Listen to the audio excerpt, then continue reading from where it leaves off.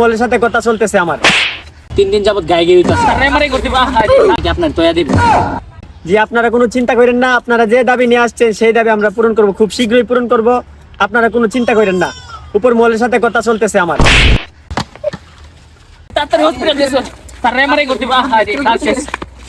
Manager সাহেব, এটা কি হইলো? কি নিরাপত্তা দিলেন আপনি? আমার মাথায় ঢিল পড়লো। আসলে স্যার আমরা খুবই দুঃখিত, কারণ হচ্ছে আমরা এখানে সর্বোচ্চ নিরাপত্তা দিছি, তার মধ্যে আপনার উপরে হামলা করছে, তার জন্য স্যার আমরা খুবই দুঃখিত। ইনশাল্লাহ আমরা খুব দ্রুতই তদন্ত করে আপনাকে রিপোর্ট দিব। ম্যানেজার সাহেব, রিপোর্ট কি হয়েছে? স্যার আমরা যতটুকু তদন্ত করতে পারছি, আপনার মাথার মধ্যে যে বোতলের ঢিলটা পড়ছিল ওইটার ভিতরে স্যার মুত ছিল, যেটা সাধারণ পাবলিক মুতে আর কি।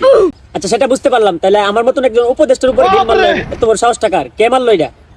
স্যার আমরা যতটুকু জানতে পারলাম, আপনাকে যে ঢিলটা দিছে হের বাড়ি স্যার বানবেরা। আই সব বনস্তি এর বাড়ি বান ভাইরা। আমার তো কপাল বালাই, আমার ইডাল দিছে। আমি তো ভাবছিলাম বোমা টুমা মেরে দিব। এর আর কিছু করার দরকার নাই, চলবো দেন কি বাদ দাও। স্যার আরো শুনলাম স্যার, গত কয়েকদিন ধরে ব্রাহ্মণের সদরের মধ্যে একটা গ্রাম আছে, যে গ্রামে স্যার 3 দিন যাবত গায়ে গিয়ে অলরেডি 2 জন ডেড বডি, আর বাড়ি ঘর আগুনদার সব পুড়ে লাইছে। এখনো তারা কোনো স্যার স্টপ নাই, আরো গায়ে গিয়ে বললে মূল প্রিপারেশন নিতে হবে স্যার। তাহলে তারা কি কোনোদিন শান্ত হবে না? আসলে স্যার আমরা মূল তদন্ত করে দেখতে পারলাম যে ঝগড়াটা তাদের সকালবেলা নাস্তা, আর এটা তাদের পূর্বপুরুষদের একটা ঐতিহ্য ঝগড়া করা, তো সেই ক্ষেত্রে তাদের রক্তের সাথে এটা মিশে গেছে আর কি। ঝগড়া না করলে সকালবেলা তাদের দিন ভালো কাটে না।